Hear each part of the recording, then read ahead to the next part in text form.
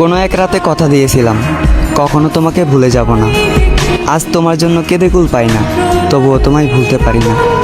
তোমার হাত ছেড়ে অন্য কারো হাত ধরে হতে চাইনি কাপুরুষ, তবে আমার চোখের সামনে তুমি অন্য কারো হাত ধরলে। তোমার চোখে আজ আমি পরপুরুষ।